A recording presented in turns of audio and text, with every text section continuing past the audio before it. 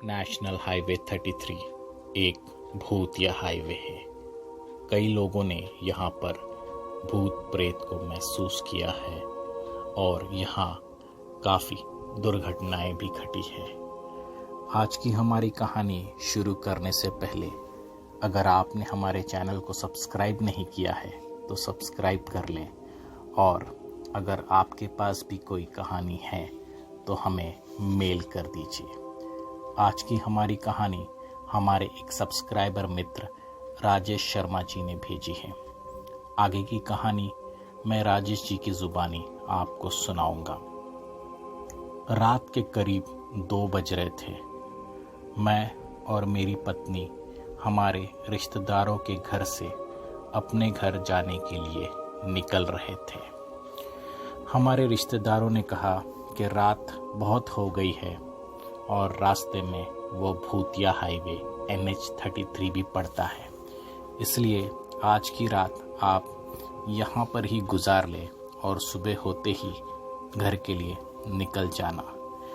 ये सुनकर मैं उन पर हंस पड़ा। मैंने उन्हें कहा, यह भूत प्रेत कुछ नहीं होता, सब कुछ कहानियाँ हैं। हम उनके घर से निकल चुके थे और हमने एक ऑटो ड्राइवर को रुका लिया था। वह एक अच्छा आदमी लग रहा था और उसने भी हमें मना किया इतनी रात को उस हाईवे से जाने के लिए, लेकिन हमारे मनाने पर वो मान गया और उसने हमें अपने ऑटो में बिठा लिया। ऑटो शुरू कर लिया गया और थोड़े ही देर के बाद NH-33 हाईवे शुरू हो गया था।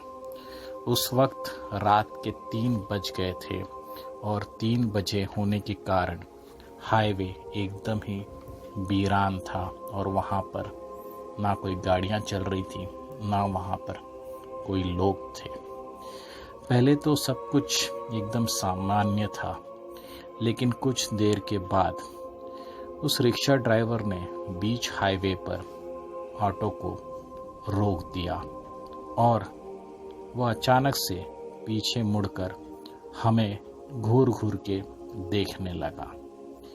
जिस तरीके से वो हमें देख रहा था, उसकी आंखें देखकर ऐसा लग रहा था कि मानो वह रिक्शा ड्राइवर नहीं बल्कि कोई और है। फिर जब उसकी ज़ुबान से कुछ शब्द निकले तो मेरे पैरों के नीचे से ज़मीन खिसक गई। मना किया था ना तुम लोगों को आधी रात में इस हाईवे पर आने को, फिर क्यों आए? तुम तीनों की किस्मत अच्छी है कि तुम में से किसी ने शराब नहीं पी है। मेरा नाम संध्या है। मैं इसी सड़क से जा रही थी जब कुछ अमीरजादों ने शराब के नशे में गाड़ी चलाते हुए मुझे मार दिया था। तब से इस हाईवे पर जो भी गाड़ी शराब पीकर चलाता है, मैं उसे मार देती हूँ।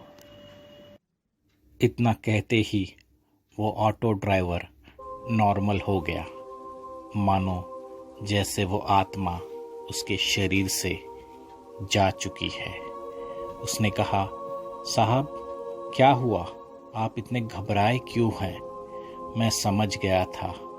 मैंने बस इतना ही कहा उसे कि गाड़ी शुरू करो और जल्द से जल्द गाड़ी भगाओ, यहाँ से गाड़ी निकालो, इस हाईवे से जितना जल्दी हो सके गाड़ी को निकालो।